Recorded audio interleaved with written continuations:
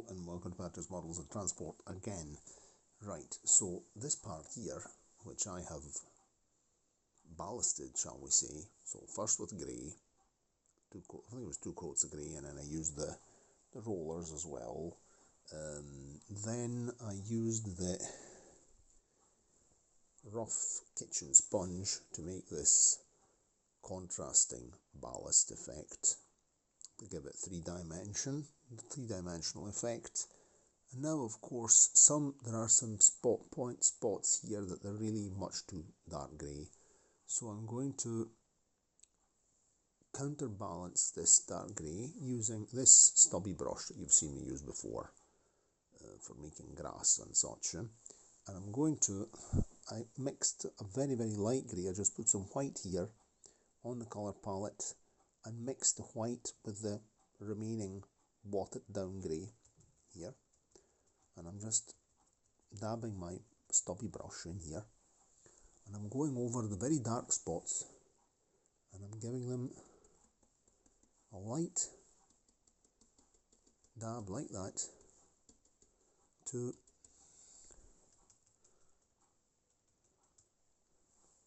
increase the three-dimensional effect, you see. And this here really gives you the, okay, there. Even here it's really, there's a big splodge, because the sponge, you have to be very careful with the sponge. You have to, mustn't be too,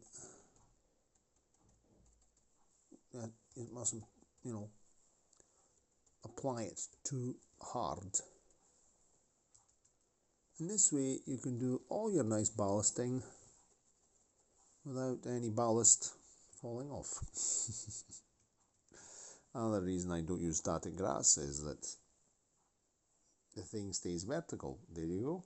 There's Brunel standing behind the door, which is going to have to receive some bracing at the back because of its slightly banana shape. One of my students gave me some very good bits of wood that he cut off a pallet. Okay, so recap on the board now. This part here is ready. I've painted this corner here grey. Now, of course, this is cement, road surface, because there will be a road here. But in this wee corner over here, I might put a building, I might paint some grass, I might put some trees. I've got a lot of trees now, so I'll have to show you some things. And let's have a look here. In fact, here is a tree. There's a tree. Mentioning trees. So these are a whole lot of trees I was given by a friend in Trieste. That I don't know how he came in. He's not really a model railway enthusiast, but he's been planning to make a model railway for years, and then somebody gave him a whole lot of this Hachette 2001, collection. Some of the stuff isn't really great, but there are some useful things. The trees are a bit iffy. We'll have to have a look at these trees. They're made of polystyrene. It's the only tree I've ever seen with round polystyrene leaves. Okay, anyway. Well, they might be okay as a backdrop, but I've got so many I'll be selling some of them, so let's work our way around here. So here the paint's still wet. There might be a wee green corner here. I'm planning to put a wee chapel as well, somewhere, because I've also got a small priest among the figurines I purchased. Another good thing with all this railway stuff that I was given, not so much, some things are really plasticky, very toyish, and I'm just going to sell them on, or might even use some things for spares, but there are lots of figurines, which is good, because I was lacking figurines, and they're already painted and they're pretty decent. Okay, so let's have a look here, if we need to give this another wee bit of attention, yes.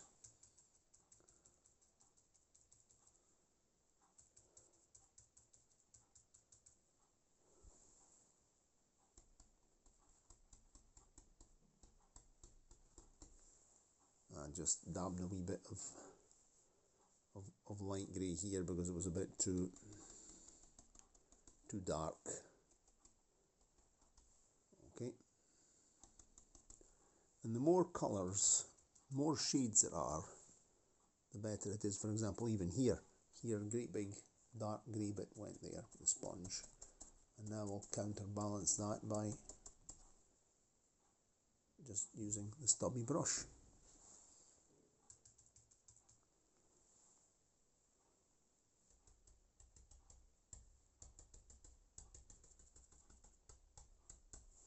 Okay,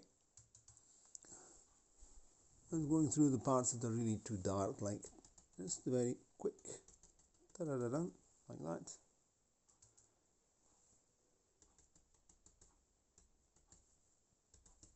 Okay, this part here is drying now. This is actually okay, I don't need to do anything here. There aren't any parts that are really too dark. Maybe I could do a bit here, because the lighter grey really gives that gravel effect, you see.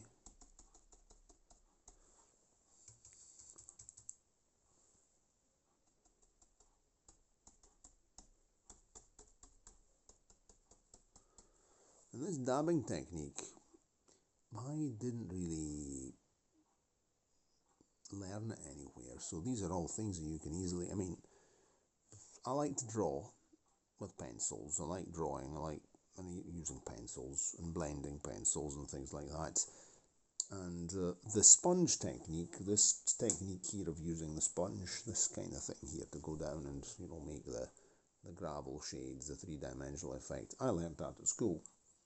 The art class here in Italy, we have 5 years of primary school, 3 years of middle school, then 5 years of high school. And in middle school you also do art, and that's where I learnt this technique. And okay, so I just use this stubby brush in the same way, in the same manner, and that does the job very well. So it's just a matter of trial and error, you know, and anybody can do this job. A wee bit of okay, here, this bit here will be, this is the light grey. Of course, this is not going to be a road surface. This is going to be treated exactly like here. Exactly the same.